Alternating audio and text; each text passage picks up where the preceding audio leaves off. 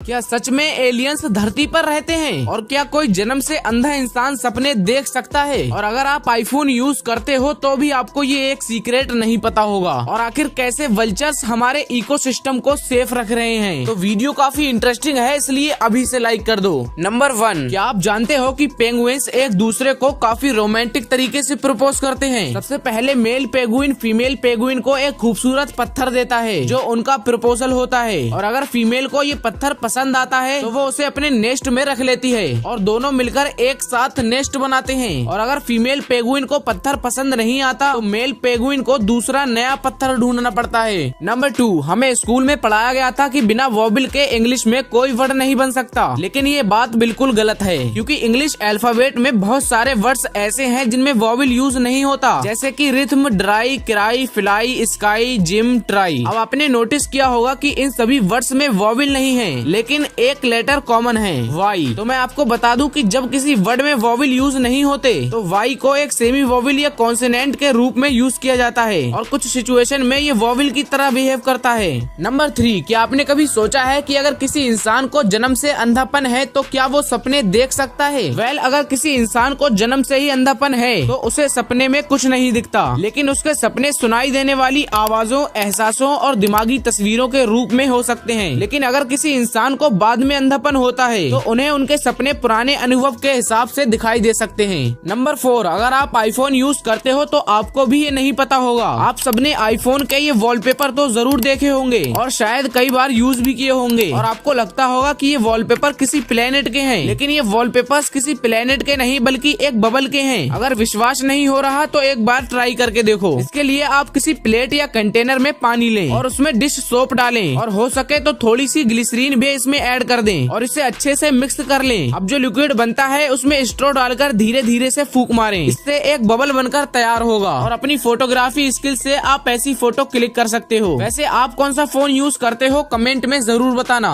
Number 5, अब मैं आपको कुछ पिक्चर्स दिखाऊंगा जो आपके दिमाग को कंफ्यूज करने के लिए काफी हैं। सबसे पहले इस पिक्चर को देखो। अगर आपको भी लग रहा है कि ये पिक्चर मूव कर रही है तो मुबारक हो, आपका दिमाग कंफ्यूज हो चुका है। यकीन नहीं है तो वीडियो पॉज करके देख लो। अब जरा इस वीडियो को देखो, इसमें आपको ऐसा लगेगा कि जिस तरफ ये एरो है उसी तरफ ये सर्कल मूव कर रहा है, लेकिन ऐसा बिल्कुल नहीं है, क्योंकि इस वीडियो में जितने भी ऑब्जेक्ट हैं उन सभी में से कुछ भी मूव नहीं कर रहा, बस इन सभी ऑब्जेक्ट का कलर चेंज हो रहा है। क्यों, हो गई ना दिमाग की ऐसी तैसी।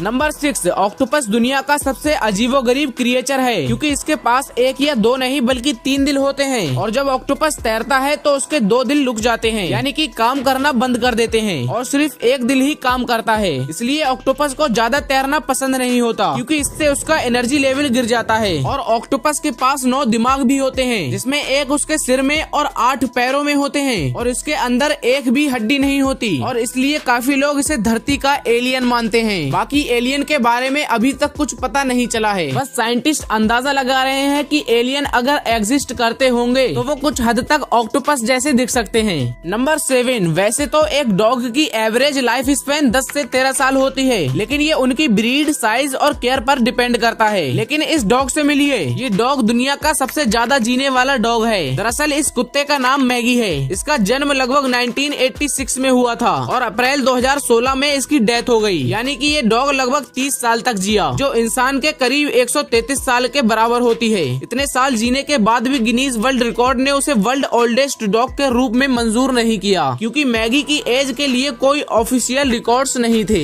नंबर 8, हमारे दिमाग का एक बड़ा हिस्सा डेली हैबिट्स के थ्रू काम करता है। जब हम किसी चीज को बार बार करते हैं तो हमारे ब्रेन को उस काम की आदत हो जाती है और फिर हम उस काम को डेली रूटीन का हिस्सा बना लेते हैं। जैसे अगर आप रोज सुबह जॉगिंग करते हो तो कुछ टाइम बाद आपके दिमाग को ये काम इतना नॉर्मल लगने लगता है कि आप उस काम को बिना किसी एफर्ट के अपनी रूटीन का हिस्सा बना लेते हो और उसे डेली करने लगते हो। इस प्रोसेस को हैबिट फॉर्मेशन कहते हैं और ये हमारे ब्रेन को एनर्जी सेव करने में हेल्प करता है, ताकि हम किसी बड़े डिसीजन के लिए अपने ब्रेन का यूज कर सके। नंबर 9, क्रिकेट में बॉल की स्पीड को मापने के लिए रडार गन या स्पीड गन का यूज किया जाता है। इस गन में ट्रांसमीटर और रिसीवर होता है। जब बॉलर गेंद फेंकता है तो गन रेडियो वेव भेजती है। ये वेव बॉल से टकराकर वापस आती है और गन इस इको को पाकर डॉपलर शिफ्ट के सिद्धांत का यूज करके बॉल की स्पीड निकालती है। नंबर 10, क्या आप जानते हो कि वल्चर्स के पास अपने शिकार को पचाने की एक जबरदस्त कैपेसिटी होती है। उनके पेट में इतना पावरफुल हाइड्रोक्लोरिक एसिड होता होता है कि वो किसी भी बैक्टीरिया या वायरस को मार सकता है। वल्चर्स चाहे सड़ने वाले गले हुए मीट को खाएंगे तो भी उन्हें कुछ भी नहीं होगा।